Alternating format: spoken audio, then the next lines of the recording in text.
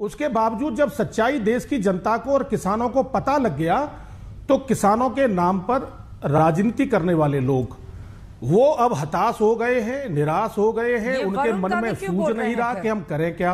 पहले लाल के चाहर साहब, देखिए वरुण जी के बारे में सांसद हैं बीजेपी के, बाकायदा चिट्ठी लिख रहे हैं। वरुण जी के बारे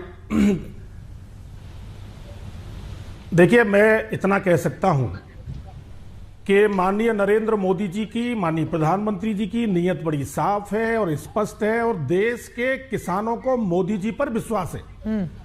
अब जो लोग अपनी अपनी टिप्पणी, अपनी अपनी ढपली, अपना अपना राग बजा रहे हैं, मेरी उन लोगों से आग्रह है, निवेदन है कि राजस्थान के मुख्यमंत्री ने घोषणा की थी कि हम किसानों के कर्जे माफ करेंगे।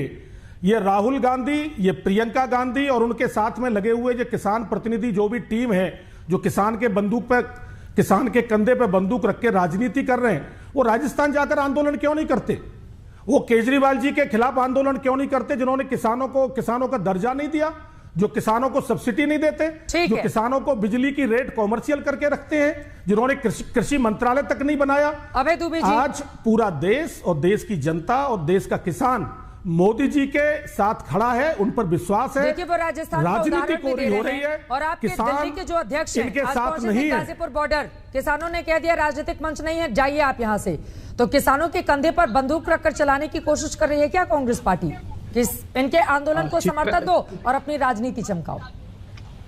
चित्रा जी देखिए, मैं आग्रह पूर्वक कहना चाहता हूं कि पूंजीपतियों के पैसे से पेट भरने वाली मोदी सरकार को फर्क नहीं पड़ता होगा, लेकिन अन्नदाता भाग्य विधाता किसान का उपजाया अन्न जो खाता है वो इस आंदोलन का हिस्सा है। वरुण गांधी जी ने आपको हक नहीं है अन्नदाता के बारे में बोलने का। 3 महत्वपूर्ण प्रश्न मध्य प्रदेश की सरकार थी, चित्रा जी मैं क्षमा सहित कह रहा हूं, मध्य प्रदेश की दिग्विजय सिंह की सरकार ने किसानों पे गोलियां चलवाई थी, 24 किसान मारे गए थे किसान आंदोलन में।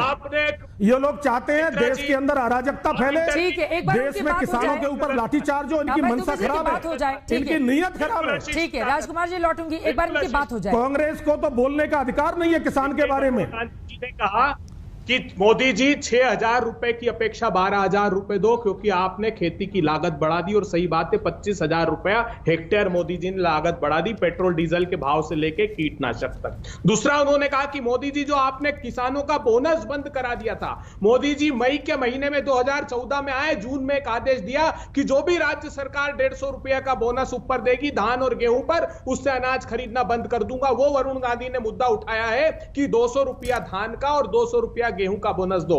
अभी आपने राजकुमार जी ने 3 प्रमुख बातें कही, मैं उस पर प्रकाश डालना चाहता हूं। इन्होंने कहा समर्थन मूल्य। अभी स्टैटिस्टिकल मिनिस्ट्री ने, नेशनल स्टैटिस्टिकल मिनिस्ट्री ने ग्रामीण भारत की एक रिपोर्ट जारी की। चित्रा जी, देश को सुनना चाहिए। 2018-19 के दौरान उन्होंने कहा कि खेती की जो किसानों की आय है वो 26 रुपए 67 पैसे प्रतिदिन रह गई, पशुपालन से 16 रुपए 24 पैसे प्रतिदिन मात्र रह गई,